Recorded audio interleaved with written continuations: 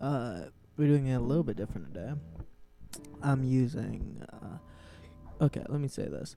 I. Oh, this is so much better because I can like look at this, like the laptop itself, and actually see myself. So going from the actual laptop might be a lot better because before I was just like, let me make sure I'm loud enough. But before I was like looking at like the webcam because I didn't want to use the webcam on my laptop, and because it was bad. I think this one's also kind of bad, but maybe it's better than um. I don't know. I don't know if it's worse. I don't know. I don't think it matters too much. Not for what we're doing, right? But it also makes the setup a lot easier because now I don't have to set up a whole camera. All I have to do is turn on the MacBook. Yeah, and the battery life is better, so I don't have to worry about it like bugging out and crapping out on me. But I hate Apple, man. Like the right to repair stuff, the fact that they have like their chip designers in Israel, like there's so much I can go on and on about to say and talk about like why I dislike them, but um and I love I'm a Linux boy. I use Linux, right? I tout the open source. But I do think that at least for making music, it might be a little bit easier to use a MacBook. Um but I still think I will use my. I'm not gonna throw away my Linux machine. But yeah, this might be what I like. Lonnie just had this MacBook lying around, and I'm like, you know what? It's an M1. The battery life is great. Like, say what you want about framework and right to repair. I love that about it, but the build quality, not the greatest, and the battery life, also not that good. Um, the customizability though, great. Like I love that I can upgrade the SSD. I love that I can like put like Windows on it, and um like I have a dual operating kind of system kind of thing on it. But it's kind of old too, and so it gets really hot when I'm like doing like stuff like this, like recording, um, like streaming or like not even streaming, like just recording myself here. And video editing, it does not do well with that. And yeah, man, I feel like I'm dancing with the devil right now. Um, but that's all to say that I'm using the MacBook right now, and maybe I'll go back to um whatever I was doing before, like my framework laptop. Yeah, so I think I want to talk like honestly. It's been 60 days. We're well acquainted at this point. I think we can just shoot the shit a little bit and use this kind of like a video diary of like my musical journey, right? Um, and what I practiced and what I learned, right? And so today, I realize this may be stupid, but like I was resisting playing against backing tracks for so long, but I think that's how I'm gonna get a lot better with these jam sessions. Like, um, like I think that I think that like playing against a backing track and trying to be mindful of what chords are playing. Like there's some backing tracks that I see where they will like flash the chord that's playing, so it'll be like G, C, D, and you'll be like, oh okay, let me lead up to that next chord, right? And that's really helpful. And I also think I can make my own backing tracks, and that might be a good way to get better at like chord progressions and stuff. One that I was trying to do. Where's my pick? Where I don't know where it is. uh, uh, um, Mr. Pick. Where are you, Mr. Pick?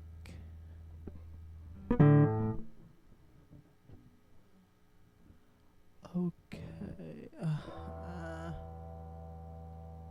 Alright, bump it. We were playing today without the pick. With the pick. With the pick. We were getting better with our picking technique.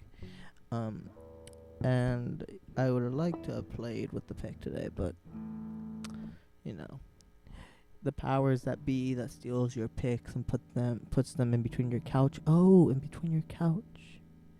Perhaps there is one between the couch. There is.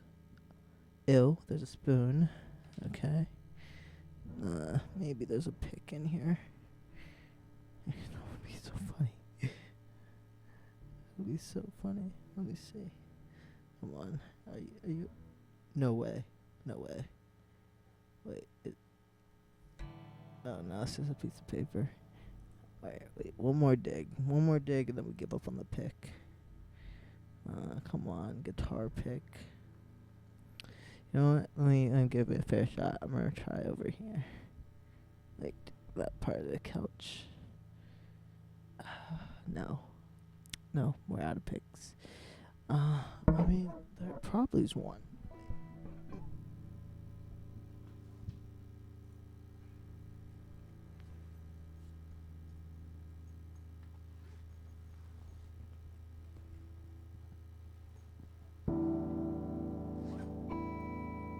Bingo.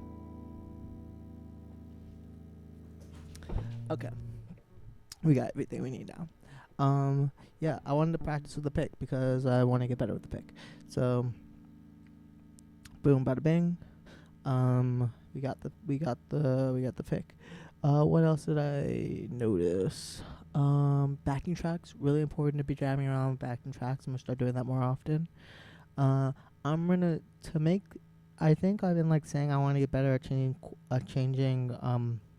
switching between chord progressions. I think the way to do it is to start making my own backing tracks, right? And so I got my pick now, but I can show you the chord progression I came up with earlier today. It was something like.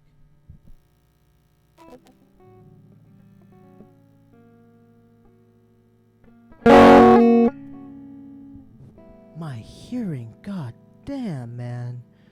Jesus fucking Christ.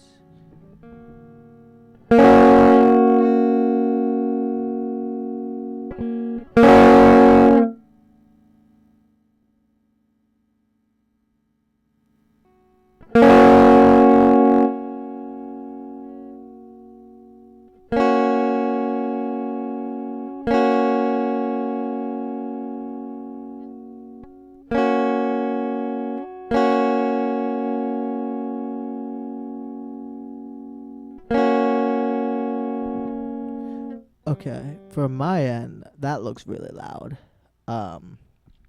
That has to be pretty loud. Let me try that one more time.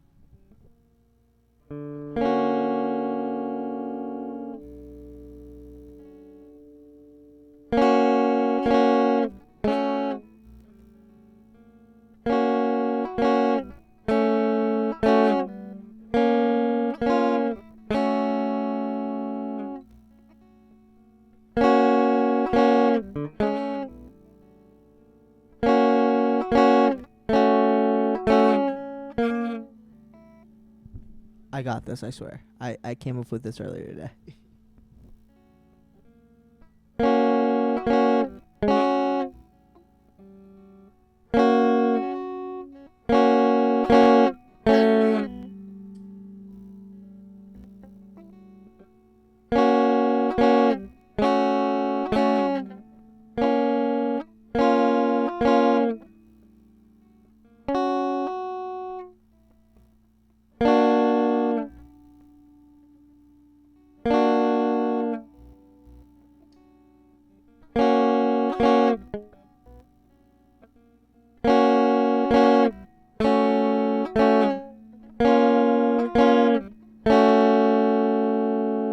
That's it. That's the one. That's it.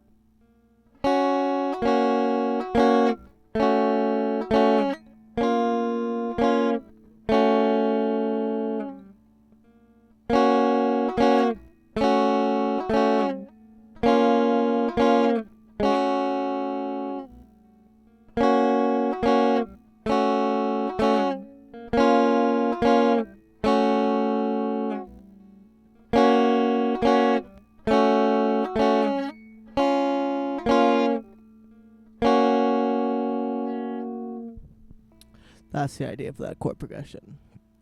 And I know that's a C sharp, C sharp minor, a C sharp minor. Wait, sorry.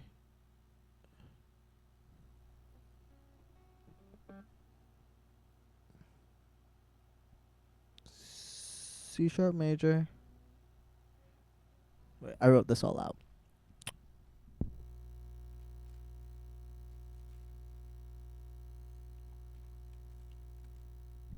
Boom, boom, boom.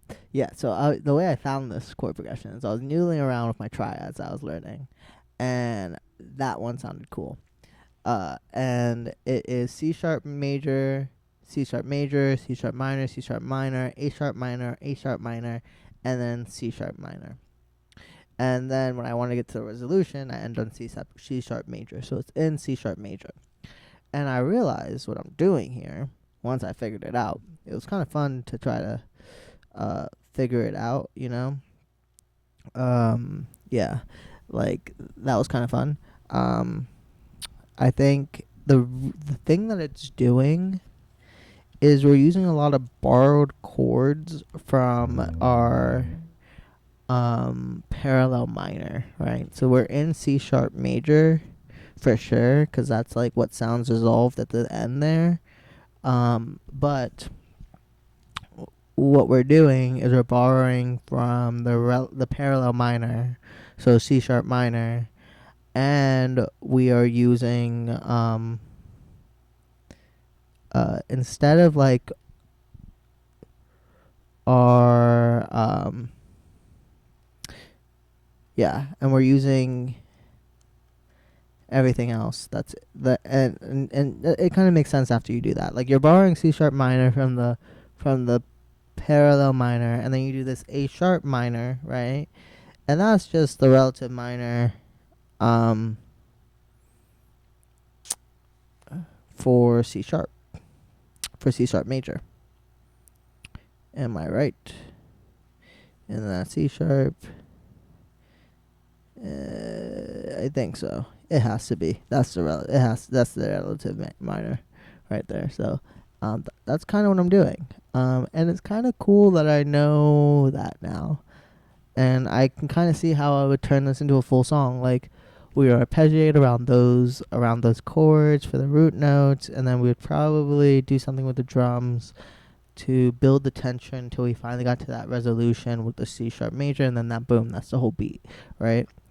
And this is kind of the goal. This is why we wanted to do this. We wanted to be able to like just like noodle around and like figure out some songs, and we're getting there, which I'm happy about. And a way to get there faster is to make our own backing tracks. And so I think that's something I'm gonna try to do very soon. To get better with my chord progressions, right? So just do backing tracks with a random rhythm, and then maybe I'll program up some drums to go with it, and then boom, bada bing, I got something to solo against.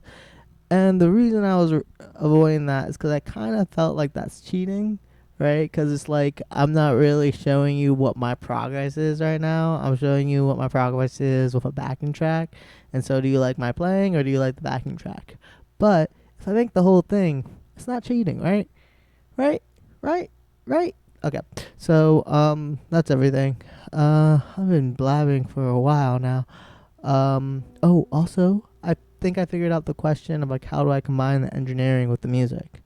I think I want to make like VSTs, and I think I'm gonna make like one that I have in my head is like a real-time voice changer. That's like an AI voice changer, and not like what Drake did. No.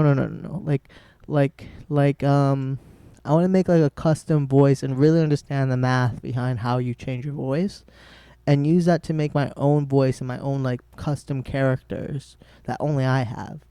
I don't want to get like some generic VST like voice cloning voice that everyone's gonna be using and it's gonna be corny. I want to make my own, right, and train my own and figure out how to do that and get it to work in real time and also code it up so that it's like musical. Yeah, I've been saying I want to do that for a while and I should get on it. And I think the MacBook will help because I probably can use the M1 chip to do some training. And I can use that GPU that's sitting in my corner that I normally use for gaming. I can use that for training as well. I haven't gamed in like so long. I haven't played video games. This is like my video game now. Um, yeah, that's everything. Let's get to it. Oh, also another idea is I realized that I could daisy chain this to my amp, like the Focusrite to my amp, and I want to make some cool, interesting like feedback sounds with like the mic pointed at my on my little mini amp there, and see what that gives us. You know, I don't know if that's gonna be any good, um, but yeah, it could be. Um, is there anything? That's everything. So let's play with one of our shapes. We're gonna play with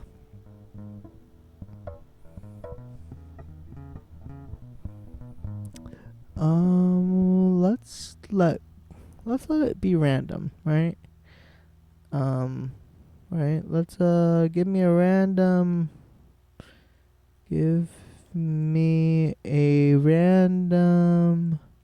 CAGED, right? So there's 5 CAGED, yeah. So random number from 0 to 5.